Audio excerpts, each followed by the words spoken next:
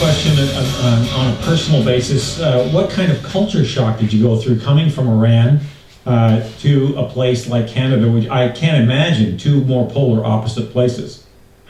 Do you want me to be frank with you? Of course. Actually, I didn't have so much cultural shock despite just the weather, a little bit the cold. And because I lived in, for many years I lived in British Columbia, so it didn't really bother me until I came to Ottawa.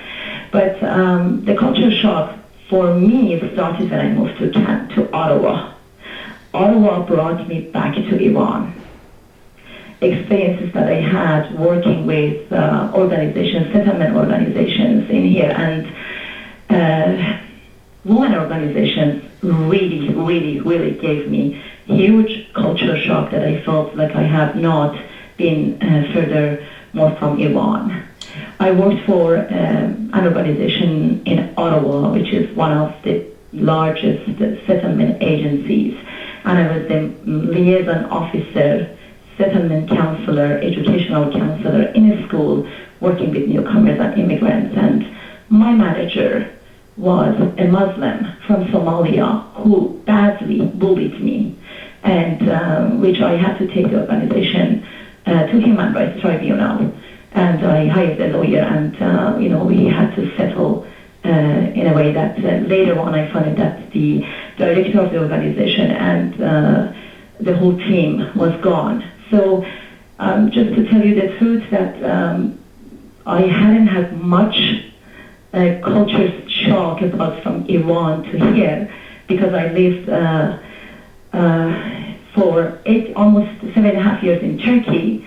The cultures of Turkish people at the time that I lived was really European, until the time I came to Ottawa. So you've been seasoned a little bit. And also Ottawa police hasn't treated me very fairly. Who hasn't? Ottawa Police Services. Oh, really? I haven't been treated very well by what happened to me in 2009 in front of the parliament buildings when Neda Aga Sultan was shot dead in Iran after the second revolution in Iran. I had a little old flag of Iran in my hand, and among many other Iranians who came to protest against Ahmadinejad's re-election in Iran. Yes. So there were two ladies from Iran. They both were, one of them was an older lady, the other one was much younger, and wearing hijab. They had a scarf on their head, and they were standing behind us, and everybody was yelling at me that we don't want monarch and we don't want doctor. Monarch was the Shah for them, and doctor was Dr. Ahmadinejad, who he called himself a doctor.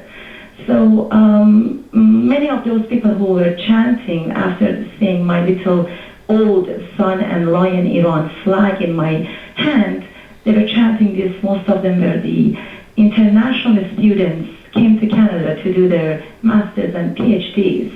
And I felt extremely upset when I saw me as a Canadian citizen who made a refuge to this country was bullied by those Iranians who came here under just international student visa to study in our universities, and they're calling me to leave the scene, and they don't want to see me with my little flag. And I had no freedom to even talk or to say anything. So suddenly, my family was there, and we had quite a few friends who witnessed the attack. The two women, one of them who was the older, and later on I found out that woman was the mother of the younger lady, came from my behind, and without even me knowing what had happened, she tried to grab my flag between my two fingers, and I didn't let it go, my automatic reaction. And then she broke the stick between my fingers, and then she fled the scene, and I tried asking everybody to go and find the woman, to give the woman to our CMP officers who were standing there, and everybody begged me not to, because then, the police wouldn't let them to continue their protest. So I was, my shoulder badly was damaged badly, my finger, actually my two fingers, they were swelled and, bruised after like maybe, I think probably a day after. But the next day, I went to the police services and I filed a report about this, a detailed report. Then I had a detective who took care of my case. The detective could not find a woman. After 3.5 years, by accident, I managed finding my attacker. The police actually went to the woman's home. She admitted to her crime, what she did. She was very sorry about that, but the police let the woman go. And they emailed me that they're not going to do anything. And the Crown prosecutor told the Ottawa police detective that probably there was a bad blood between the women. I told the Ottawa police detective that if it was vice versa, and I was the one who was attacking that lady wearing hijab, would you let me go? Yeah, of course. And the woman is not even a Canadian, PR holder. She has American green card. And then later on, I find out that the woman is the mother of the woman whose case was denied by Jason Kenney's office due to having breast cancer. And she was all over the news. Most likely, that was the reason they didn't want to have the case to go everywhere. And the attack was remained just unfinished, and I can't even talk about the woman's name because most likely I will be, sued against. Right. But that's my cultural shock. Yeah. I feel I have no rights. Yeah. I feel my rights have been violated. I feel there is no equality, no longer in Canada, and I have to always watch what I write, watch what I say. I may lose my job. I may have, someone coming attacking me, and, the list goes on. Okay, so let's, because as I understand it, you played a role in helping shut down the Iranian embassy in the first place under the Harper government and gave them what they needed, or at least played a role in shutting that down.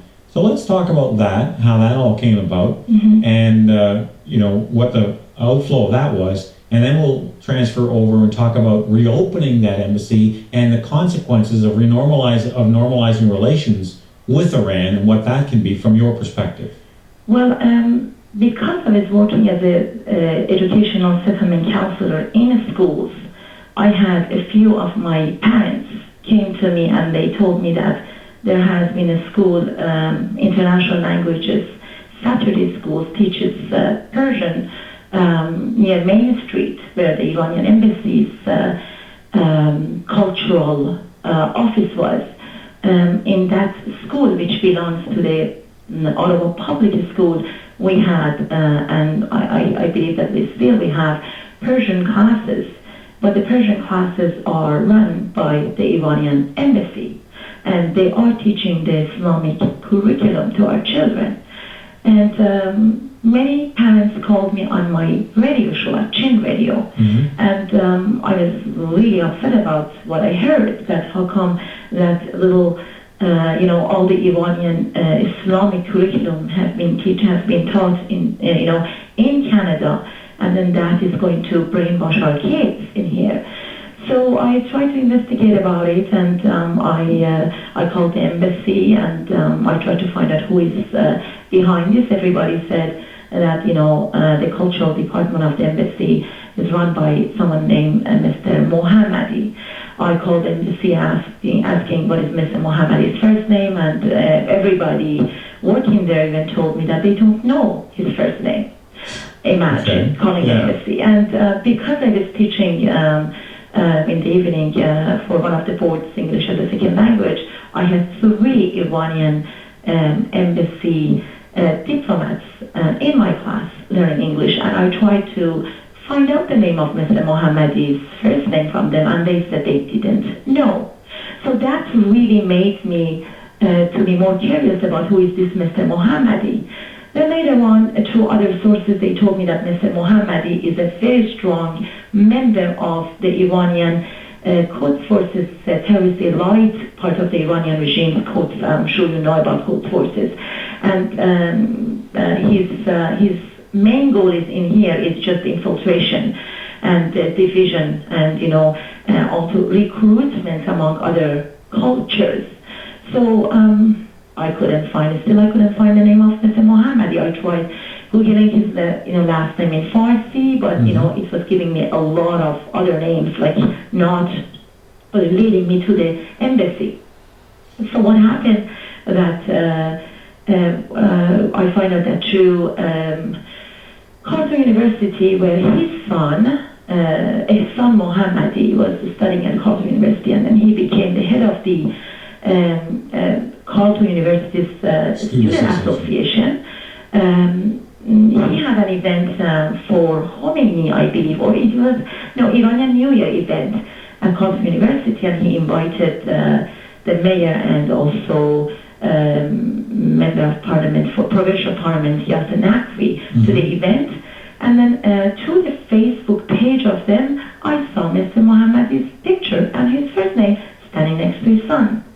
So I immediately Googled the information in Farsi, and then I found out that he was given an interview in Farsi to one of Iranian regime's website in charge of university students abroad. Okay, I gotta stop you there because we gotta take a break for the news. Sure.